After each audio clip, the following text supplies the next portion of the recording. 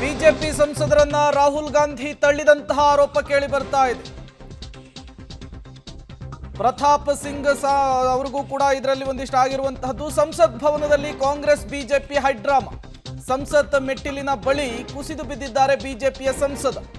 ಬಿಜೆಪಿಯ ಸಂಸದರನ್ನ ರಾಹುಲ್ ಗಾಂಧಿ ತಳ್ಳಿದಂತಹ ಆರೋಪ ಕೇಳಿ ಬರ್ತಾ ಇದೆ.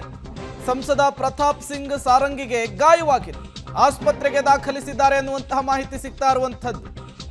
ನಿನ್ನೆಯಿಂದಲೂ ಕೂಡ ಸಂಸತ್ ಭವನದಲ್ಲಿ ಕಾಂಗ್ರೆಸ್ ಮತ್ತು ಬಿಜೆಪಿಯ ನಡುವೆ ದೊಡ್ಡ ಮಟ್ಟದ ಗದ್ದಲ ಕೋಲಾಹಲ ಸೃಷ್ಟಿಯಾಗಿತ್ತು.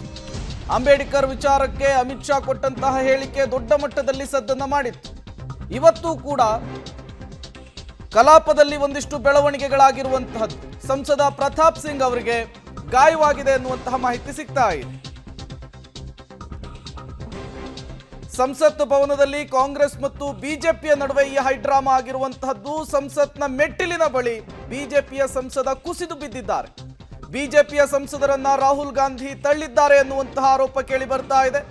ಸಂಸದ ಪ್ರತಾಪ್ ಸಿಂಗ್ ಸಾರಂಗಿಗೆ ಗಾಯವಾಗಿದೆ. ತತ್ಕ್ಷಣಕ್ಕೆ ಅವರನ್ನ ಆಸ್ಪತ್ರೆಗೆ ದಾಖಲಿಸುವಂತಹ ಕೆಲಸ ಆಗಿರುವಂಥದ್ದು. ಸಂಸತ್ ಭವನದಲ್ಲಿ ಆಡಳಿತಾರೂಢ ಬಿಜೆಪಿ ಮತ್ತು ಕಾಂಗ್ರೆಸ್ ನಡುವೆ ಕೋಲಾಹಲವೇ ಸೃಷ್ಟಿಯಾಗಿದೆ. ಸಂಸತ್ನ ಮೆಟ್ಟಿಲಿನ ಬಳಿ ಸಂಸದರು ಬಿದ್ದು ಗಾಯವಾಗಿದ್ದಾರೆ. ವಿಪಕ್ಷ ನಾಯಕ ರಾಹುಲ್ ಗಾಂಧಿ ಸಂಸದರನ್ನ ತಳ್ಳಿದ್ದಾರೆ ಎನ್ನುವಂತಹ ಆರೋಪ ಕೇಳಿ ಬರ್ತಾ ಇರುವಂಥದ್ದು. ಅಮಿತ್ ಶಾ ಕೊಟ್ಟಂತಹ ಸ್ಟೇಟ್ಮೆಂಟ್ ವಿಚಾರಕ್ಕೆ ನಿನ್ನೆ ಕೂಡ ಸಂಸತ್ನಲ್ಲಿ ಇದೇ ರೀತಿಯ ಗದ್ದಲ ಕೋಲಾಹಲ ಸೃಷ್ಟಿಯಾಗಿತ್ತು. ಇತ್ತೀಚೆಗೆ ಅಂಬೇಡ್ಕರ್ ಅವರನ್ನ ಬಳಸಿಕೊಳ್ಳುವಂತಹದ್ದು ಟ್ರೆಂಡ್ ಆಗ್ತಾ ಇದೆ. ದೇವರ ಜಪವನ್ನ ಮಾಡಿದ್ರೆ ಸ್ವರ್ಗದಲ್ಲಾದ್ರೂ ಕೂಡ ಜಾಗ ಸಿಕ್ತಿತ್ತು ಅಂತ ಹೇಳಿ ಅಮಿತ್ ಶಾ ಅವರು ಸ್ಟೇಟ್ಮೆಂಟ್ ಅನ್ನು ಕೊಟ್ಟಿದ್ರು. ಇದೇ ವಿಚಾರಕ್ಕೆ ದೊಡ್ಡ ಕೋಲಾಹಲ ಸೃಷ್ಟಿಯಾಗಿತ್ತು. ಅಧಿವೇಶನದ ಹೊರಗೂ ಕೂಡ ಅಂಬೇಡ್ಕರ್ ಫೋಟೋ ಇಟ್ಕೊಂಡು ದೊಡ್ಡ ಮಟ್ಟದ ಪ್ರತಿಭಟನೆಗೆ ವಿಪಕ್ಷಗಳು ಮುಂದಾಗಿದ್ವು. ಇವತ್ತು ಕೂಡ ಈ ಮತ್ತಷ್ಟು ಡೀಟೇಲ್ಸ್ ಅನ್ನು ಕೊಡ್ತಾರೆ ದೆಹಲಿ ಪ್ರತಿನಿಧಿ ಶಬ್ಬೀರ್ ದೂರವಾಣಿ ಸಂಪರ್ಕದಲ್ಲಿ ಜಾಯಿನ್ ಆಗಿದ್ದಾರೆ. ಶಬ್ಬೀರ, ಏನಾಯ್ತು ಅಂತ ಹೇಳಿ? ಪ್ರೇಮ್, ಅಂಬೇಡ್ಕರ್ ಕುರಿತಂತೆ ಅಮಿತ್ ಶಾ ಅವರು ಕೊಟ್ಟಂತ ಹೇಳಿಕೆ ವಿಚಾರಕ್ಕೆ ಸಂಬಂಧಪಟ್ಟಂತೆ ಈಗ ಪ್ರತಿಭಟನೆ ತೀವ್ರವಾಗಿ ನಡೀತಾ ಇರುವಂತದ್ದು. ನಿನ್ನೆಯಿಂದಲೂ ಕೂಡ ದೇಶಾದ್ಯಂತ ಕಾಂಗ್ರೆಸ್ ಪ್ರತಿಭಟನೆಯನ್ನ ಕೂಡ ನಡೆಸ್ತಾ ಇತ್ತು. ಇವತ್ತು ಕೂಡ ಸಂಸತ್ ಆವರಣದಲ್ಲಿ ಪ್ರತಿಭಟನೆ ನಡೆಸಲಿಕ್ಕೆ ಮುಂದಾಗಿತ್ತು. ಮಕರ ದ್ವಾರಕ್ಕೆ ಪಾದಯಾತ್ರೆಯನ್ನ ಮಾಡ್ಕೊಂಡು ಹೋಗ್ಬೇಕು, ಮತ್ತೆ ಮಕರ ದ್ವಾರದ ಮುಂಭಾಗದಲ್ಲಿ ನಿಂತ್ಕೊಂಡು ಒಂದು ಪ್ರತಿಭಟನೆಯನ್ನ ಕೂಡ ಮಾಡಬೇಕು ಅನ್ನುವಂತ ನಿಟ್ಟಿನಲ್ಲಿ ಕಾಂಗ್ರೆಸ್ ಸಂಸದರು ಮತ್ತೆ ಇಂಡಿಯಾ ಒಕ್ಕೂಟದ ಸಂಸದರು ನಿರ್ಧರಿಸಿದ್ರು. ಅದರಂತೆ ಎಲ್ಲರೂ ಕೂಡ ಒಟ್ಟಾಗಿ ಪ್ರತಿಭಟನೆಯನ್ನ ಮಾಡುವಂತ ಕೆಲಸವನ್ನ ಮಾಡಿದ್ರು, ಪಾದಯಾತ್ರೆಯನ್ನ ಮಾಡಿದ್ರು. ಈ ಸಂದರ್ಭದಲ್ಲಿ ಇದಕ್ಕೆ ಪ್ರತಿಯಾಗಿ ಬಿಜೆಪಿಯ ಸಂಸದರು ಕೂಡ ಪ್ರತಿಭಟನೆಯನ್ನ ನಡೆಸುವಂತ ಕೆಲಸವನ್ನ ಮಾಡಿದ್ರು.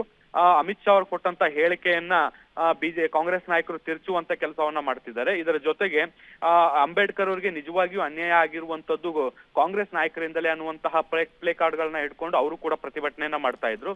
ಒಂದು ಕಡೆಯಿಂದ ಕಾಂಗ್ರೆಸ್, ಮತ್ತೊಂದು ಕಡೆಯಿಂದ ಬಿಜೆಪಿ ಎರಡು ಭಾಗದ ಸಂಸದರು ಏಕಕಾಲಕ್ಕೆ ಮಕರ ದ್ವಾರದ ಭಾಗದಲ್ಲಿ ಪ್ರವೇಶ ಮಾಡ್ತಾರೆ. ಈ ಸಂದರ್ಭದಲ್ಲಿ ಬಿಜೆಪಿಯ ಸಂಸದ ಪ್ರತಾಪ್ ಅವರ ಮೇಲೆ ಹಲ್ಲೆ ಆಗಿದೆ ಅನ್ನುವಂತ ನಿಟ್ಟಿನಲ್ಲಿ ಆರೋಪಗಳು ಕೂಡ ಕೇಳಿ ಬರ್ತಾ ಇರುವಂತದ್ದು. ರಾಹುಲ್ ಗಾಂಧಿ ಅವರು ಮಕರ ದ್ವಾರವನ್ನ ಪ್ರವೇಶಿಸುವಂತ ಸಂದರ್ಭದಲ್ಲಿ ಅವರನ್ನ ತಳ್ಳಿ ಗಾಯಗೊಳಿಸಿದ್ದಾರೆ ಅನ್ನುವಂತ ಆರೋಪ ಸಂಸದರು ಮಾಡ್ತಾ ಇದ್ದಾರೆ. ಒಂದ್ ರೀತಿ ಸಂಸತ್ನ ಹೊರಭಾಗದ ಆವರಣ ಏನಿದೆ, ದ್ವಾರಕ ಆವರಣ, ಆ ಒಂದು ಆವರಣದಲ್ಲಿ ಒಂದ್ ರೀತಿ ಕೋಲಾಹಲದ ಸನ್ನಿವೇಶಗಳು ಕೂಡ ಈಗ ನಿರ್ಮಾಣ ಆಗ್ತಾ ಇದೆ.